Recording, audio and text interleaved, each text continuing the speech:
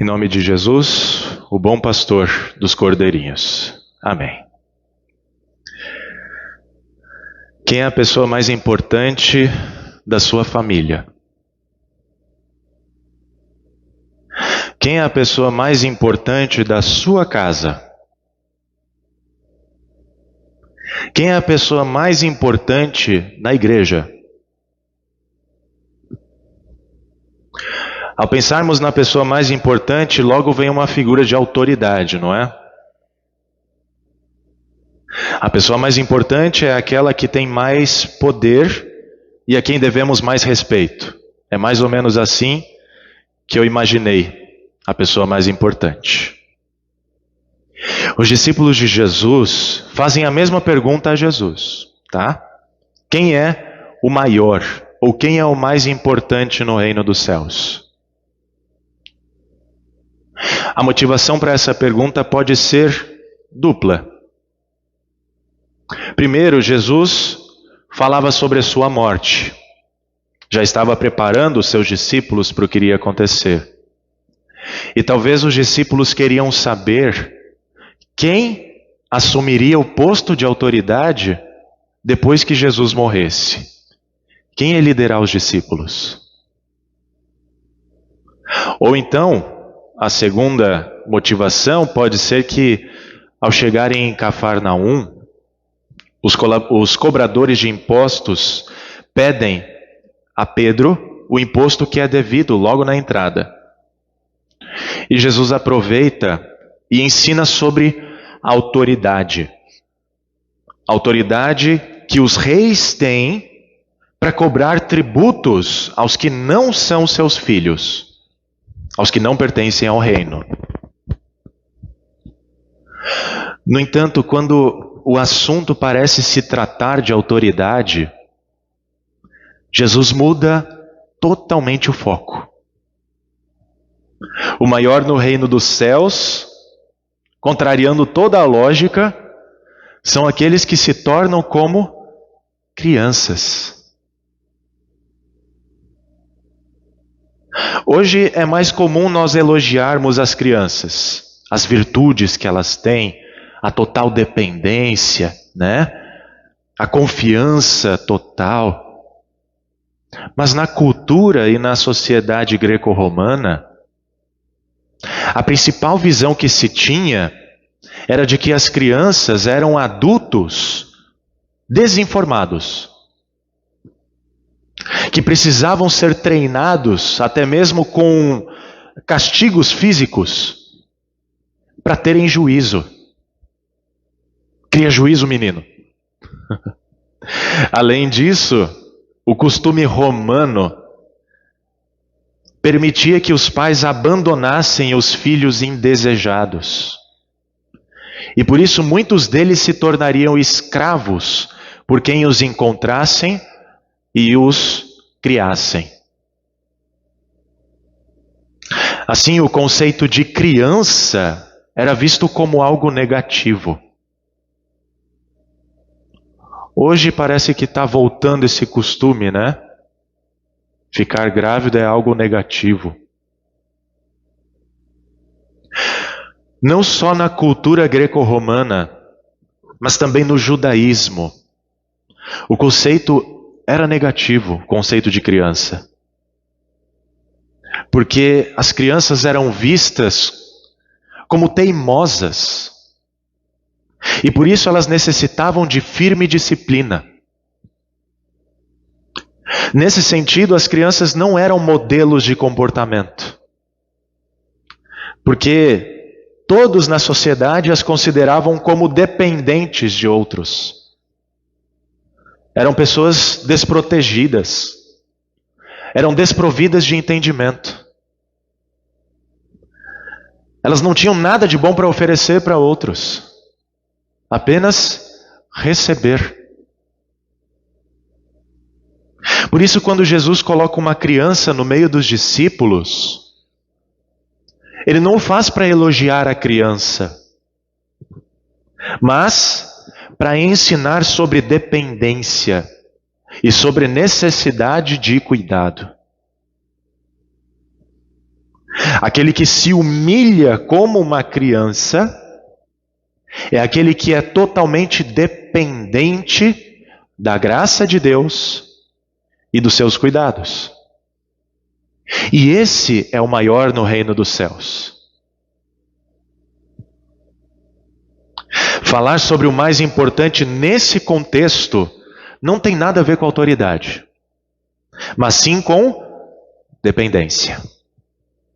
E é a partir de uma criança que Jesus desenvolve o seu ensino sobre a importância de como devemos tratar os pequeninos. Quando recebemos uma criança em nome de Jesus, é a Jesus que recebemos. Portanto, não devemos desprezar as crianças, ainda mais na igreja, quando nós cuidamos da relação que elas têm com Jesus. São elas quem mais precisam aprender sobre a palavra de Deus para crescerem na fé e para produzirem bons frutos. Para isso, não basta que os pais tragam as suas crianças uma vez na semana para a escola bíblica. É necessário que os pais ensinem suas crianças no caminho em que devem andar durante a semana e sejam exemplos de vida, de fé para os seus filhos. Se não receberem as suas crianças em nome de Jesus, é a Jesus que não recebem. Por isso Jesus é tão rigoroso ao dizer que se alguém fizer tropeçar um destes pequeninos que creem nele, seria melhor para esse que uma grande pedra fosse pendurada ao seu pescoço e fosse afogado nas profundezas do mar. Fico alerta para nós, pais, padrinhos, congregação. Precisamos olhar com carinho para as nossas crianças, os nossos pequeninos, para não sermos pedras de tropeço e a causa de algum deles cair da fé. Não cuidemos apenas das palavras que saem das nossas bocas, mas cuidemos das nossas atitudes. Cuidemos do nosso exemplo de vida cristã. Como os nossos pequeninos estão nos enxergando? Eles estão se inspirando em nós para também viverem uma vida pura, sadia e cristã? Eles estão vendo em nós que somos como crianças diante de Deus? Que somos dependentes do cuidado de Deus? Nós somos responsáveis pelo ensino deles.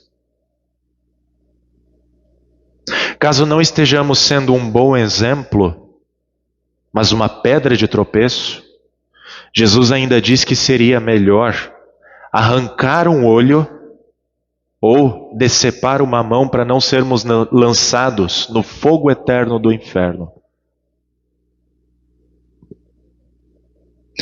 Quer dizer então que para entrarmos no reino dos céus a gente vai ter que se mutilar, vai ter que arrancar partes do corpo? É isso?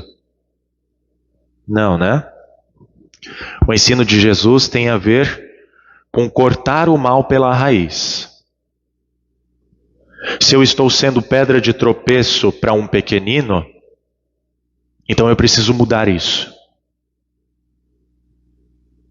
Por exemplo, se um pequenino não vem para a escola bíblica com regularidade, a culpa é dele? Não, né? É porque o pai ou os responsáveis dessa criança também não vêm com regularidade. Como cortar o mal pela raiz nesse caso? Os pais, padrinhos, responsáveis precisam passar a vir com mais frequência e trazer os seus pequeninos para estarem em comunhão com quem? Com Jesus. Para crescerem juntos nessa comunhão. Só com esse exemplo nós poderíamos falar sobre a inversão de valores que nós temos na sociedade hoje. onde a educação secular, a vida profissional de uma criança, né, o seu futuro profissional e acadêmico se tornou mais importante do que a educação religiosa. Mas isso é tema para outra mensagem. O que nós devemos olhar aqui com carinho é o que Jesus nos diz. Fiquem atentos para não desprezarem nenhum destes pequeninos. Afinal, eles são dependentes de nós, até alcançarem a fase adulta.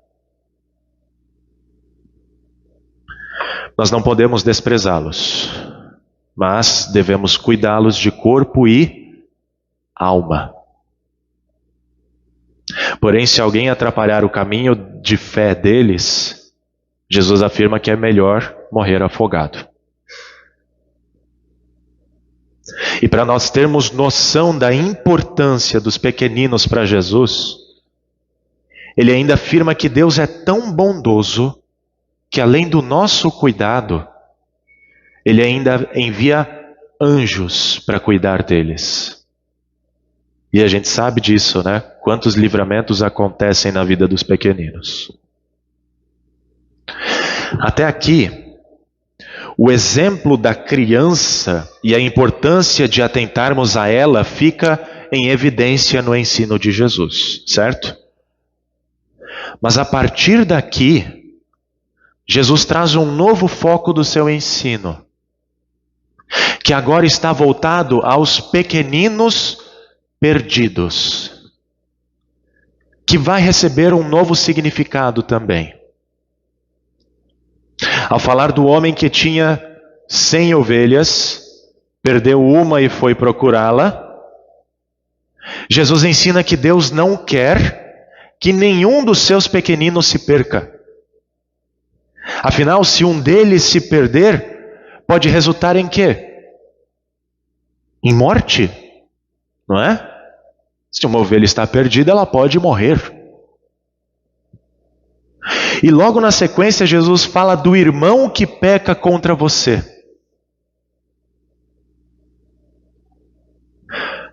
Vocês conseguem imaginar o irmão que peca contra você como uma ovelha perdida? Ou como um pequenino?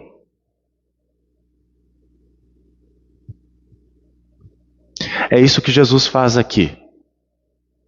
Se o seu irmão pecar contra você, vai e repreenda-o no particular. Se ele ouvir, você ganhou o seu irmão. Isso quer dizer que ir até o irmão que peca é como ir até uma ovelha perdida ou um pequenino perdido.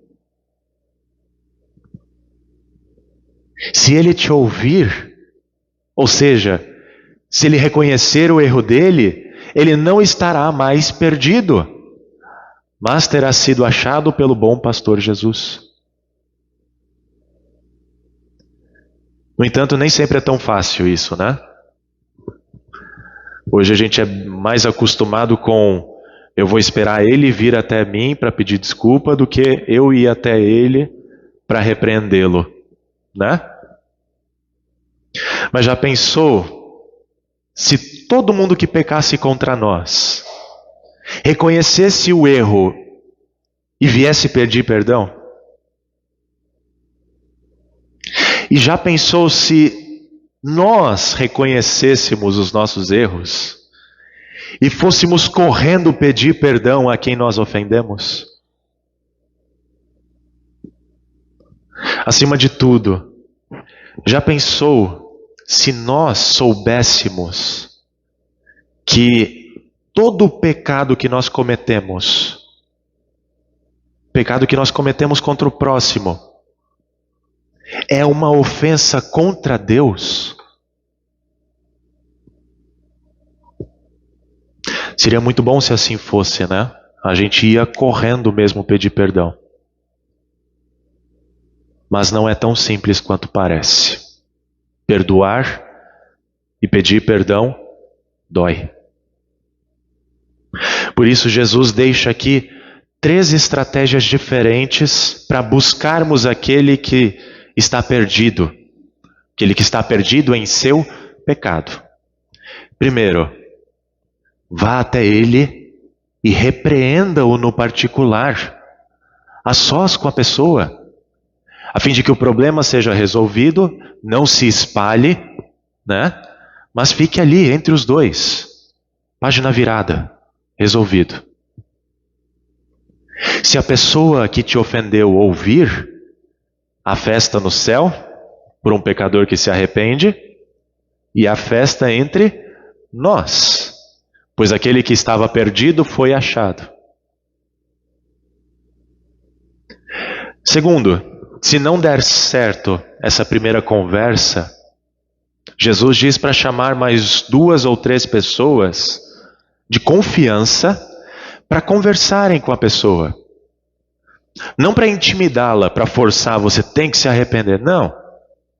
Mas para que sejam testemunhas de que a pessoa não está querendo voltar ao convívio com os irmãos, ou com o irmão.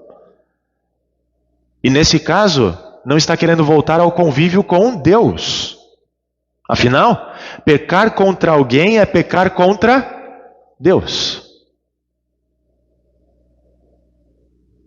E terceiro, se ainda assim ela se recusar a ouvir, nós expomos o assunto à congregação, à igreja, como uma última tentativa de recuperá-la para o aprisco de Jesus, onde estão as ovelhas arrependidas dos seus erros. Mas, se isso não adiantar, nós a consideramos como alguém que não faz parte do povo de Deus. Ou como de Jesus, consideramos a pessoa como gentil e publicano. E assim nós fechamos a porta dos céus para ela, como ensina Jesus. Em verdade lhes digo que tudo o que não perdoarem na terra, não terá sido perdoado no céu. E tudo o que perdoarem na terra, terá sido perdoado no céu. O objetivo disso não é condenar pessoas. Não é simplesmente sair fechando a porta do céu para todo mundo. Mas é tentar fazer com que as pessoas venham, se arrependam, queiram estar em convívio com os irmãos e com Deus. E assim é tentar ganhar irmãos para o reino dos céus. Onde o perdão está, é ali que nós ganhamos irmãos. Por mais que a igreja toda tenha ido buscar o irmão perdido, o irmão pecador, e ele se recusou a voltar ao convívio com os irmãos, ainda assim Deus demonstra a sua misericórdia com ele. Porque Deus deixa de cuidar dele? Não. Vai cuidar dele até o último dia, dando oportunidades de arrependimento. Porque Deus não quer que ninguém se perca eternamente. Foi para isso que Jesus veio ao mundo, e ele mesmo diz: ele veio para salvar o que estava perdido. E como é fácil se perder. Por isso nós precisamos sempre ser lembrados da promessa de Jesus de estar no meio de nós, quando nos reunimos em seu nome, para pedirmos a Ele perdão. Tem misericórdia, Senhor. E assim, recebendo o seu perdão, podemos perdoar as dívidas que temos uns com os outros. Não é assim que a gente ora no Pai Nosso? Quando nós pedimos que isso seja feito entre nós, nós podemos ter certeza de que será concedido por Deus, pelo Pai que está nos céus. Afinal, Jesus deixou para a sua igreja o ofício das chaves. Jesus deixou para a sua igreja a Santa Ceia, para justamente vivermos no perdão que Ele garantiu com o seu sangue derramado e a sua ressurreição. Se não fosse assim, e se não for assim, não faz sentido nenhum existir igreja neste mundo. Amados, quando nós ouvimos esse ensino de Jesus, é impossível nós permanecermos indiferentes com o irmão que peca contra nós. Impossível. Nós não podemos ignorá-lo, porque é uma alma que está indo em direção ao fogo eterno do inferno. Nós precisamos falar com ele, assim como Jesus nos ensinou. Mas não é de qualquer jeito que nós vamos convencê-lo do seu pecado. Conta a história que o vento e o sol se encontraram lá no céu. O vento provocou uma discussão sobre qual deles seria o mais forte. O sol então aceitou a provocação do vento. E o desafio era tirar o casaco de um menino que estava lá embaixo. O primeiro a mostrar a sua força foi o vento. Ele soprou cada vez mais forte, até a exaustão. Mas não adiantou. Quanto mais ele soprava, mais a criança se agarrava ao seu casaco e não soltava de jeito nenhum. Vendo que não iria conseguir, ele deu lugar ao sol. É a sua vez. Este então olhou para o menino lá embaixo, agarrado com seu casaco, e apenas pediu licença para algumas nuvens que faziam sombra. Então as nuvens se afastaram e os raios de sol, os raios de luz, atingiram a criança. Não precisou de muito tempo e o menino tirou o seu casaco. O que essa história nos ensina? Por vezes nós queremos que o nosso irmão perdido reconheça o seu pecado e volte para o convívio com Deus e com os irmãos na base da força, na base da insistência, chegando a ser chato. Nós começamos a soprar e quando vemos que não estamos tendo o resultado esperado, nós sopramos cada vez mais forte.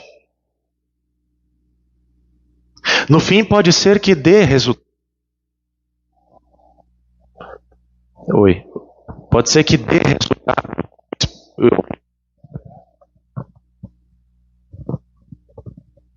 No fim, pode ser que dê o resultado esperado e a pessoa volte ao convívio. Mas na maioria das vezes, acontece o quê? O contrário. Em vez de tirar o casaco do pecado, da culpa, ela se agarra nele com confiança. E começa a trazer justificativas, começa a trazer desculpas do porquê ter feito aquilo, ou do porquê ainda estar fazendo tal coisa. Por isso, não basta a força e a insistência. É preciso também ter paciência. É preciso ter amor.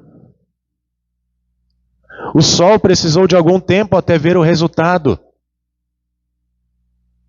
A sua luz brilhou e aqueceu o menino ao ponto de ele querer tirar o seu casaco.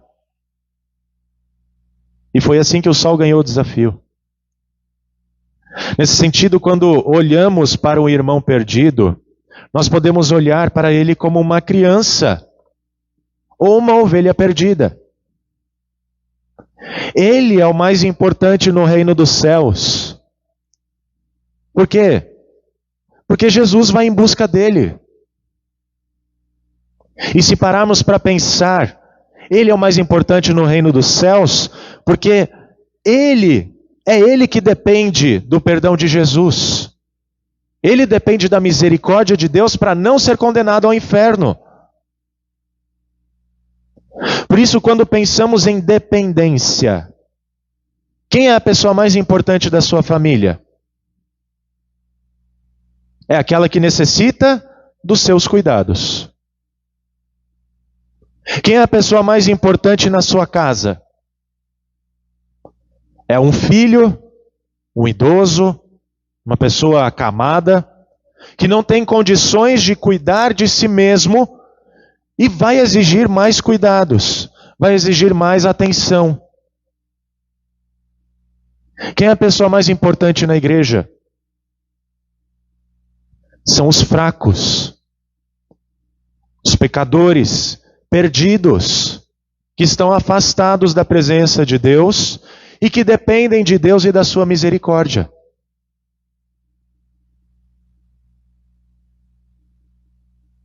Diferente do 7 de setembro que passou há pouco, a igreja grita dependência ou morte. Nós precisamos advertir o ímpio no seu mau caminho, como está escrito em Ezequiel 33, a fim de que ele se arrependa e volte a Deus. E isso se faz com jeito e não com força. Se não o fizermos, nós seremos responsáveis pela morte dele, diz o profeta. Nós precisamos amar mais as pessoas, visando a eternidade delas.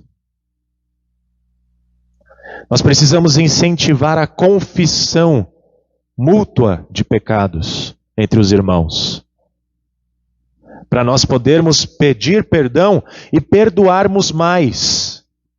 Assim como Davi nos incentiva no Salmo 32, dizendo que bem-aventurado é aquele cuja transgressão é perdoada.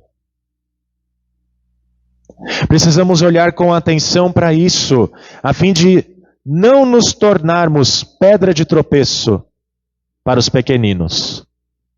Sejam crianças, sejam adultos.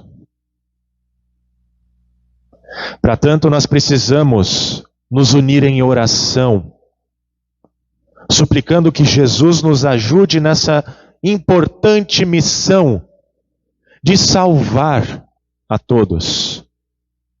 Não agindo como pedras de tropeço, mas buscando o irmão perdido.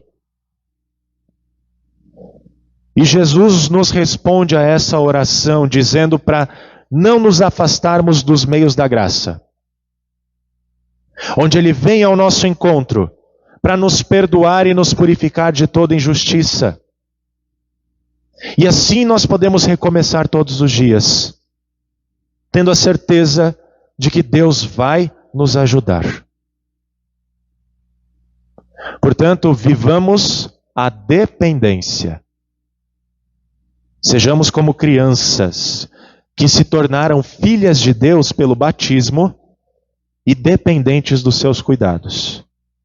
E assim entraremos nos céus. Ao entrarmos neste reino de corpo e alma, ou até entrarmos neste reino de corpo e alma, busquemos ganhar mais irmãos para o reino dos céus. Porque é para isso que a igreja de Cristo Jesus está no mundo, para salvar os perdidos. Não esperemos que eles venham sozinhos. Procuremos por eles. E lembremos que não estaremos sozinhos nessa missão, porque nós temos promessa de Jesus. Onde 2 ou 3 estiverem reunidos em meu nome, ali estou no meio deles. Amém.